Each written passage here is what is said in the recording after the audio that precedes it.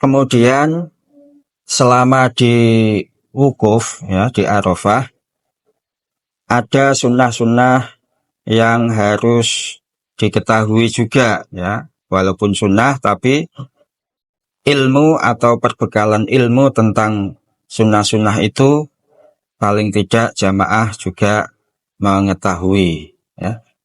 Ada sekitar 8 ya, 8 sunnah-sunnah wukuf. Yang pertama, hadir di Arafah siang hari sampai dengan malam ya. Jadi waktu wukuf itu setelah masuk waktu zuhur sampai menjelang fajar tanggal 10 Dzulhijjah itu waktunya ya. Kemudian sunnah-sunnahnya yang kedua, suci dari hadas dan najis ya. Nah, kalau kita ini sunnah ya, sunnah. Kalau kita tidak punya wudhu atau batal wudhu kita ya, kita wukufnya tetap sah karena suci dari hadas dan najis itu adalah sunnah. Yang ketiga, selalu menutup aurat dan menghadap kiblat ya. Ini juga sunnah ya. Menutup aurat kemarin sudah dijelaskan batasan-batasan aurat untuk jamaah laki-laki dan jamaah perempuan. Kemudian sunnahnya lagi ini jamaah yang sedang wukuf itu tidak berpuasa. Jadi yang berpuasa itu orang-orang yang tidak berwukuf seperti kita di Indonesia misalnya, atau ya orang Saudi pun yang tidak menjalankan wukuf itu disunahkan untuk berpuasa. Tapi jamaah yang sedang wukuf itu tidak berpuasa, sunnahnya tidak berpuasa karena berat, panas dan sebagainya ya. Itu untuk wukufnya saja itu sudah merupakan ibadah yang sangat besar. Kemudian khusyuk dan bersih dari urusan-urusan duniawi ya.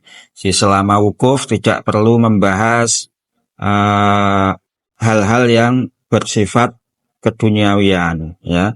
Misalnya mobil saya 10 atau tanah saya sekian hektar dan sebagainya. Pembahasan-pembahasan yang sifatnya tidak mendekatkan diri kepada Allah Subhanahu wa taala itu ditinggalkan ya. Itu masuknya sunnah. Nah, kalau kita tidak bisa khusyuk pas wukuf yaitu sunnah ya. Sunnah. Jadi sunnahnya itu bisa khusyuk dan bersih dari urusan-urusan duniawi ya. Itu sunnah. Kemudian yang keenam, tidak berteduh jika tidak membahayakan atau berjemur jika tidak bahaya. Nah, ini juga tidak harus sama ya. Jadi kadang kita berada di tenda ya. Kalau pengen sesekali keluar yang tidak ada atapnya, kita berdoa langsung kepada Allah, itu juga baik-baik saja ya. Kemudian sunnah yang ketujuh, berdoa, berzikir, dan membaca Al-Quran. Itu juga sunnah-sunnah, memperbanyak istighfar dan sebagainya.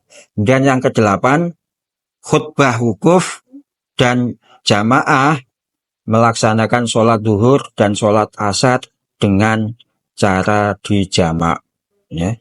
Di waktunya duhur, sholat asar dilakukan di waktunya sholat duhur, yaitu jamak takdim.